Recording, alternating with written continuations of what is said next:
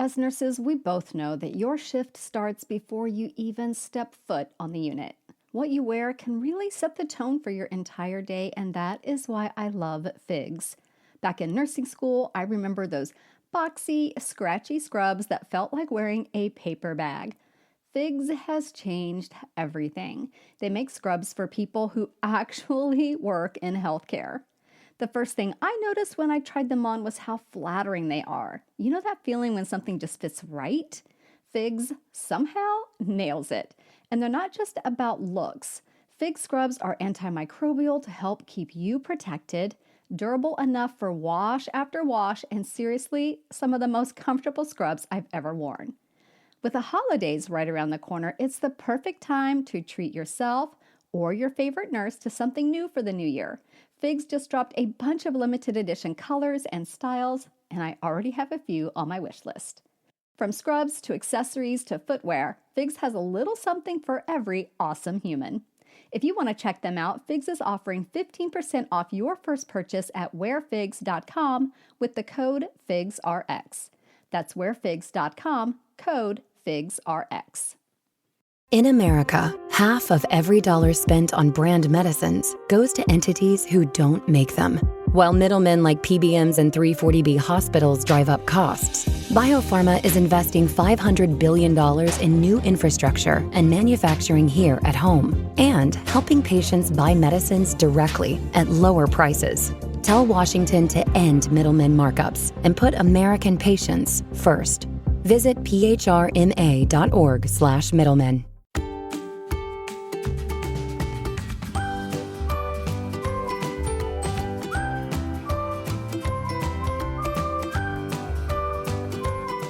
Well, hello there. I'm Nurse Mo, and this is the Straight A Nursing Podcast, where I teach concepts and share tips on how to thrive in nursing school and at the bedside. So today we are talking about oxygen toxicity. And before we dive into this very interesting topic, let's take a quick minute for a listener shout out that goes out to Michelle, who says, prior to the boot camp, I had tried the dosage calculation exam 3 times and never met the cutoff. I felt like a failure. I became a lot more confused and just didn't know how to tackle these problems. Well, I'm proud of myself today because I've aced the quiz in the Calculate Like a Nurse module of boot camp. Thank you so much, Nurse Mo. You've changed everything for me. I'm more confident with dosage calc now, and I'm no longer afraid. Thank you, Michelle, for sharing your experience with boot camp and how it's helped boost your confidence with dosage calculations. I just know that as long as you follow the steps that I teach you in that module, you are going to ace your exam as well. Alrighty, let's talk about oxygen toxicity.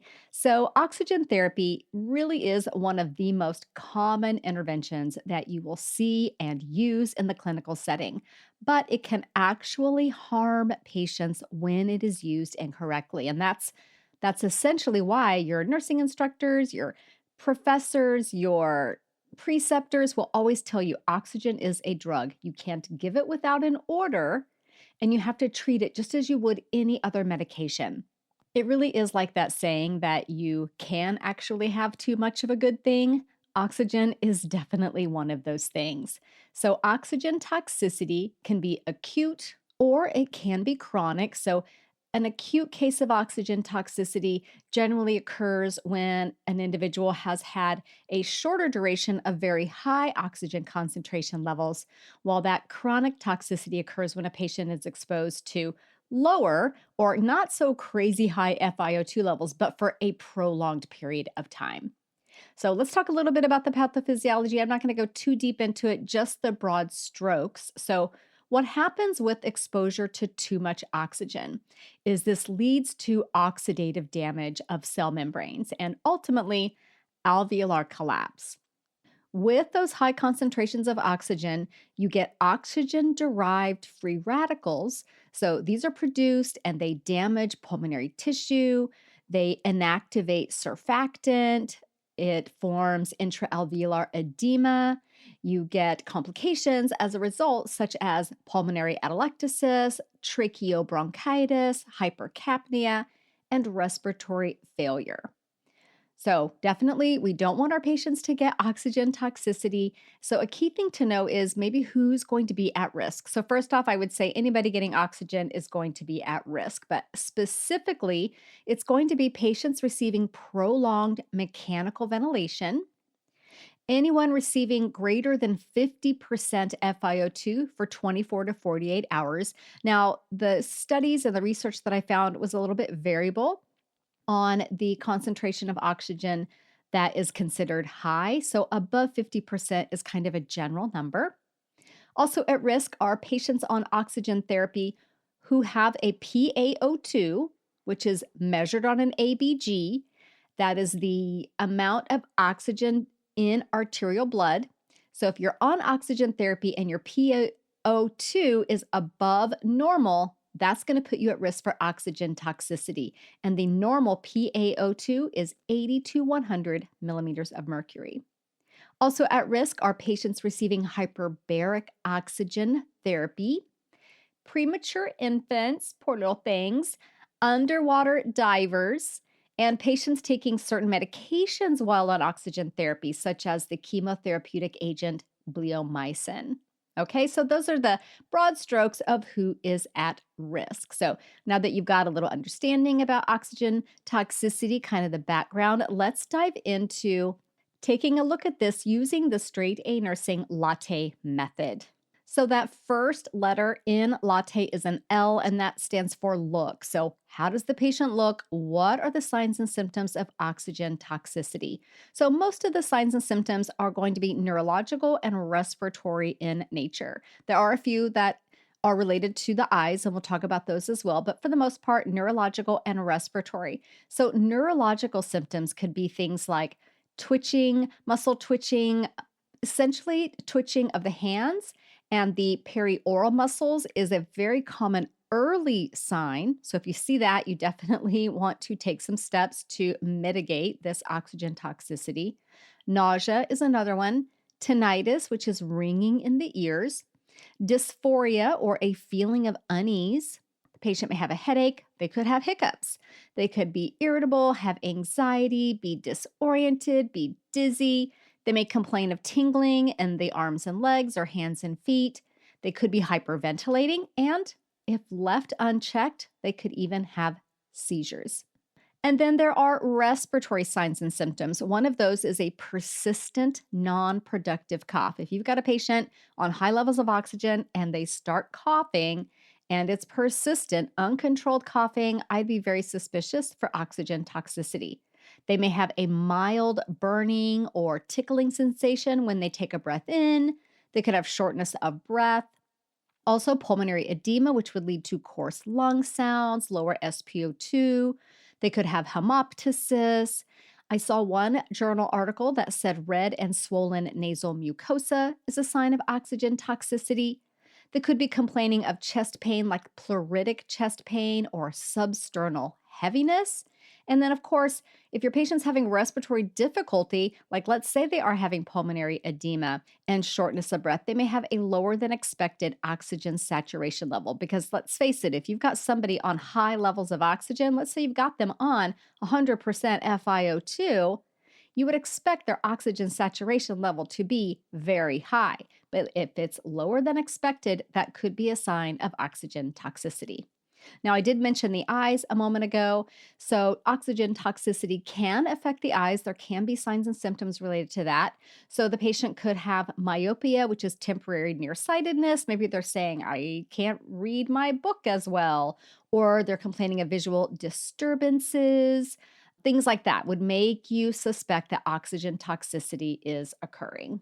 Now, longer term ocular effects could be things like cataract formation, retinal edema, and in premature infants, oxygen toxicity causes retinopathy of prematurity, which can lead to loss of vision.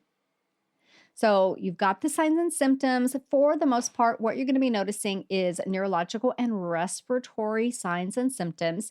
Now, you want to assess your patient, and that is the next letter in the latte method, which is A. So, for your patient that is receiving oxygen therapy, your most important assessments are going to be related to ensuring the patient is receiving an appropriate concentration of oxygen. Too little, and their systems won't be supported, and too much, they could potentially experience oxygen toxicity. So, the key assessments you want to be doing are you're monitoring their SpO2 and or their PaO2. So, the SpO2 is measured through pulse oximetry, the simple little thing that goes on the finger that measures. And in most cases, we want that to be 95 to 100%, though some patients will have lower parameters. For example, let's say you've got a patient with COPD, their SpO2 goal may be 88%. So you always want to make sure that you are looking at the SpO2 and the PaO2 in light of the patient's other longstanding and chronic conditions. Now, the PaO2 is measured on an arterial blood gas, and that should be between 80 to 100 millimeters of mercury. But if the patient, again, let's say you have somebody with COPD, chronic hypoxia, then their normal PaO2 could be in the 50s. So, again, always making sure that you know what the patient's baseline is so that you are titrating to their specific oxygen goal rather than just a blanket normal number. But in most cases, it's going to be 95 to 100, 92 to 100, somewhere around there. You also want to monitor how much oxygen the patient is receiving. When your patient is on a ventilator or BiPAP or CPAP in the clinical setting, it's really easy to know the FiO2 because the settings are displayed on that device's, screen, their monitor screen. But calculating FiO2 with standard oxygen therapy like a nasal cannula or a simple face mask is a bit less obvious. So the general rule of thumb is that FiO2 increases by about 3 to 4-ish% for every liter increase in the flow rate. So, looking at room air, normal room air, normal atmospheric FiO2 is 21%. So use that as kind of your baseline standard. You can then estimate the approximate FiO2 based on the flow rate of oxygen. So for example, let's say you're running 2 liters per minute through a nasal cannula. That FiO2 is going to be anywhere from like 28 to 29%. If you've got 6 liters per minute running through a face mask, that could be an FiO2 around 44 to 45%. And then 10 liters would be like 60 to 61% or so. It's pretty approximated. There were some studies that suggested it's only like 2.5% per liter, but in general, 3-ish to 4-ish% for every liter of that flow rate, which is liters per minute, is kind of how you would guesstimate that. So you're monitoring their SpO2 or their PaO2. You're monitoring how much oxygen they are getting. You never know. Somebody else could have come in and changed it. Hopefully not, but these things do happen. And you just should always be knowing how much oxygen your patient is receiving. Other key assessments include, hey, let's monitor their respiratory status, because why not? I mean, obviously you would do that, right? For anybody getting oxygen therapy, they're getting it for a reason. We're also going to monitor the severity of symptoms if oxygen toxicity is present. This could include things like performing a chest pain assessment because your patient may say, I have some chest pain. You have to do a chest pain assessment.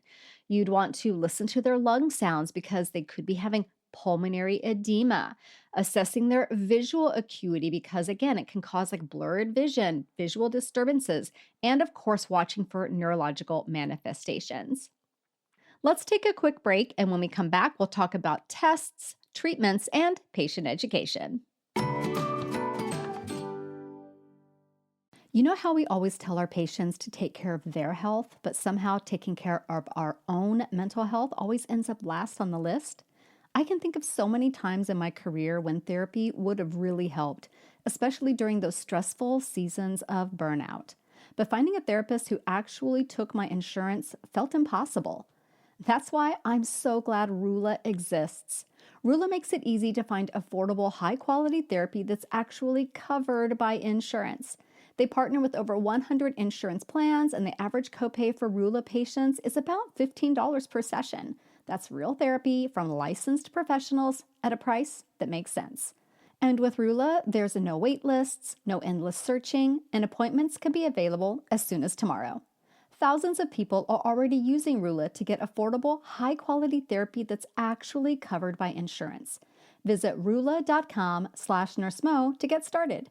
After you sign up, you'll be asked how you heard about them. Please support the show and let them know I sent you. That's rula.com/nursemo. You deserve mental health care that works with you, not against your budget. This episode is brought to you by State Farm. Listening to this podcast? Smart move.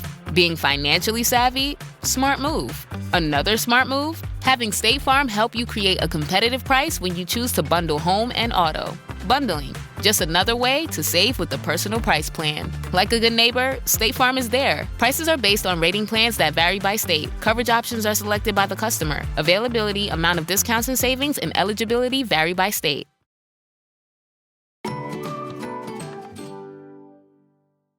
So that next letter in the latte method is a T for tests. What tests might be utilized for a patient who has oxygen toxicity?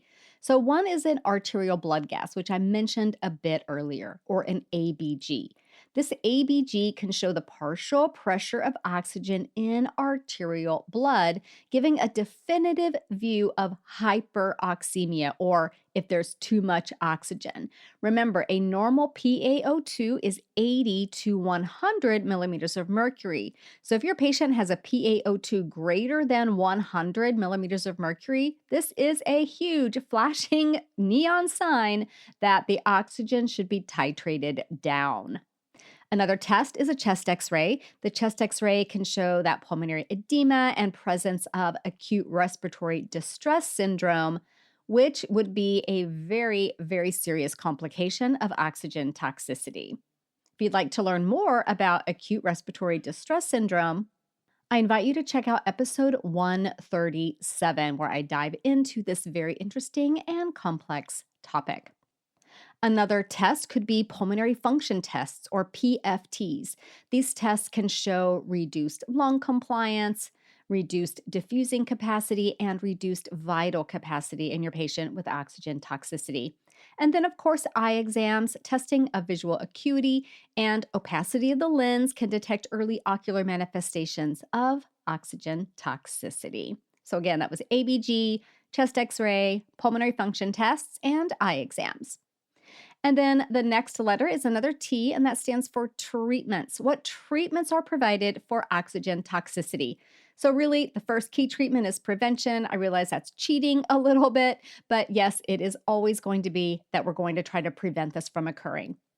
And we do this by always using the lowest amount of FiO2 needed for the patient to reach their oxygenation goal. For example, ARDS has a protocol, and most facilities follow this protocol, which utilizes higher levels of PEEP in order to keep FiO2 levels as low as possible, because these patients with ARDS are typically on ventilators for a bit, and we don't want them to get oxygen toxicity on top of all the other problems that they're having with their lungs.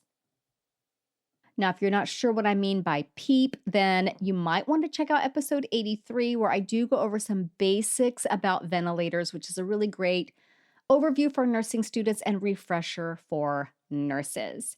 So again, what I'm getting at here is that we want to use the lowest amount of FiO2 needed for the patient to reach their oxygenation goal. So that's prevention. Now, aside from prevention, the next very best thing that you can do is decrease oxygen with that first sign of toxicity. Of course, you're going to let the physician know, and then you're going to pull away on that instigating agent, which is the oxygen. Now, I did see a research article that said sudden discontinuation of oxygen in this case can exacerbate symptoms. So with that said, work with your physician partners to decrease and titrate that oxygen down. Now, beyond that, treatment for oxygen toxicity focuses on just basically managing the various symptoms as they occur for your patient. For example, a medication such as Keppra would be helpful for a patient who's having seizure activity, or a medication like ondansetron would be helpful for a patient who's experiencing nausea. Now, I did see some studies that suggested vitamin C and E, which are antioxidants, have been found to reduce the prevalence of retinopathy in newborns. So you may see that utilized as well. And then the last final letter is an E for education. As nurses, we are absolutely always educating our patients and families. So, what do we want to teach our patients and families about oxygen and oxygen toxicity? The thing with this is that since oxygen is basically a necessity of life, many individuals believe it's impossible to overdo it. And that is why a key education point is to teach patients that only the prescribed amount of oxygen should be used. Other important things to highlight in your education plan include the signs and symptoms of oxygen toxicity. This is really important for anyone who's going home with oxygen therapy, for example, and going to be using it for a long period of time. And then let's say you are working with a patient who did have oxygen toxicity. You can tell them that long-term neurological damage does not occur. So those CNS symptoms should resolve as that instigating agent is removed, and that pulmonary manifestations can be reversible, especially if caught early before something very serious like ARDS sets in. Now, infants who experience oxygen toxicity may end up with lifelong problems with their lungs, reduced lung function, being more prone to respiratory infections throughout life, and those infections being more severe than they normally would. And then infants with retinopathy of prematurity may experience resolution of symptoms in some cases, though late stage retinopathy can significantly damage the eye and can even lead to loss of vision.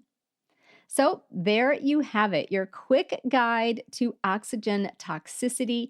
If you take nothing else from this lesson, let it be this: oxygen is a medication and must be administered as carefully as you would any other pharmacological agent.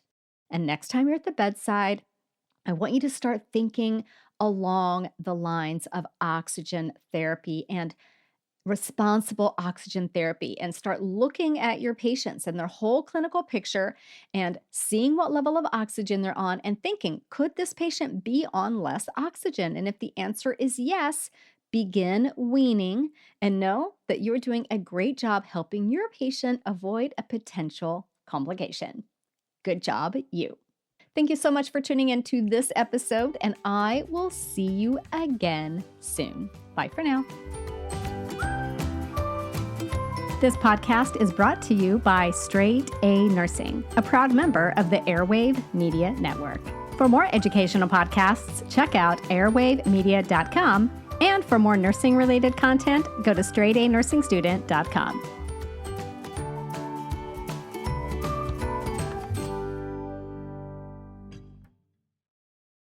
Hey, Ryan Reynolds here, wishing you a very happy half-off holiday, because right now Mint Mobile is offering you the gift of 50% off unlimited. To be clear, that's half price, not half the service. And Mint is still premium unlimited wireless for a great price. So that means a half day, yeah?